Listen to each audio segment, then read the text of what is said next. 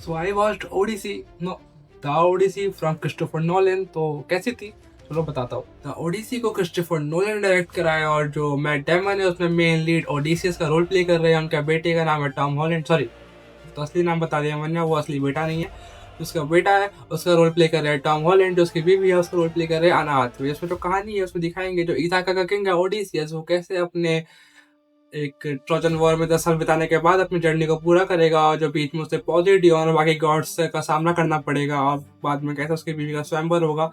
ये पूरी की पूरी कहानी को इसमें दिखाया गया है एकदम क्रिस्टोफर नोलन के स्टाइल में। तो अगर कास्ट और परफॉर्मेंस की बात करें तो जो मैट डेमन है उसने ओडिसियस के रोल में जो वो फिट था वो पढ़ नहीं रहा था, तो उसका जो काम है वो तो बहुत अच्छा है, पर उसका जो रोल है उसमें फिट बैठ नहीं रहा था। जो मूवी के बाकी कास्ट है Tom Holland, Anne Hathaway and Robert Pattinson, सभी ने बढ़िया परफॉर्म किया। जॉन लेगुइजामो, शायद मैं नाम गलत प्रोनाउंस कर रहा हूँ, उसने एक बहुत बड़ा सरप्राइज दिया जो कि उसका जो परफॉर्मेंस था वो एकदम ही स्टैंड आउट फील करता है। जो मिया गॉथ है वो मूवी में सिर्फ 30 सेकंड के लिए होती है, जो कि दर्शाता है कि जो क्रिस्टोफर नोलन के काम करने के लिए ना, नहीं क्या बोल रहा हूँ, क्रिस्टोफर नोलन के साथ काम करने के लिए मतलब कि लोग कितना तरस रहे हैं।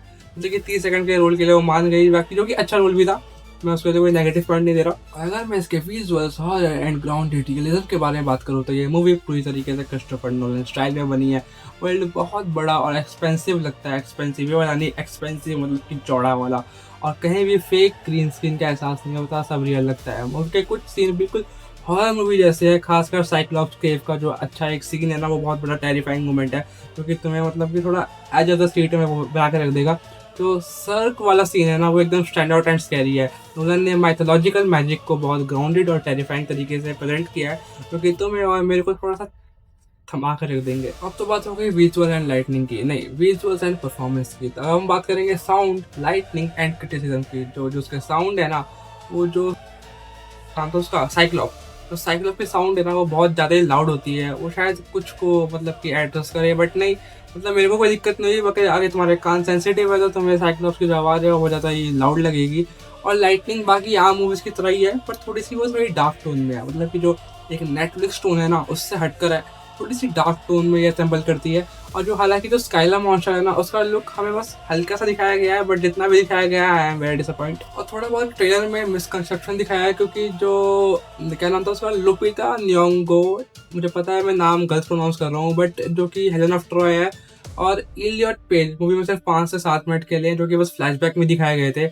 और इतनी बात हो रही है तो मैं जो इंटरनेट पर कॉन्ट्रोवर्सीज हो रही थी ना उसकी बात बताऊँ, तो जो उसके जो स्क्रिप्ट के जो एसेंट्स है ना, एक्सेंट सॉरी, जो एक्सेंट्स है वो मतलब कि जो इंटरनेट पे इतना ट्रोल कर रहे थे कि ये एक जेनजीज वर्ड लग रहा है कि लेट्स गो या ड्यूड व्हाटएवर, तो मुझे इतना फील नहीं हुआ कि जो तुमने देखा था ट्रेलर में और जो तुम मूवी में देखोगे, मतलब कि है तो दोनों सेम, पर दोनों का जो पॉइंट ऑफ व्यू है, मतलब कि कैसे तुम्हें समझाऊं मैं, मतलब कि जो तुमने ट्रेलर में देखा ना उससे वो एक एकदम अलग ही पॉइंट कर रहा था जो कि मूवी में था।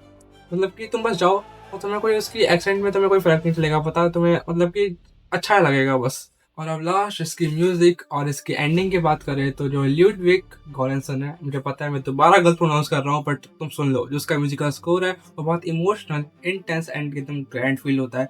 मतलब कि वो तुम्हें ना बस चल जाता है पता है कि हाँ ये कुछ मूवी में ना चल रहा है ना, या जो बीजीएम चल रहा है वो कुछ ऐसा है ना जो कि मैं लाइफ में बस एक बार एक्सपीरियंस कर सकता हूँ। बाकी तुम यूट्यूब पे आ जाएगा तो सुन लेना सारे जो भी इसके बीजीएम्स है। और जो मूवी के लास्ट 45 मिनट्स है ना वो बहुत ज़्यादा ही इमोशनल और थोड़ा सा ना ह्यूमैनिक है। मतलब कि जो स्क्विड गेम का सीन याद है, we are not hostage we are human, पर स्क्विड गेम तो कहाँ यहाँ पर थी, वो तो क्रिस्टोफर की जो मूवी यहाँ पर है।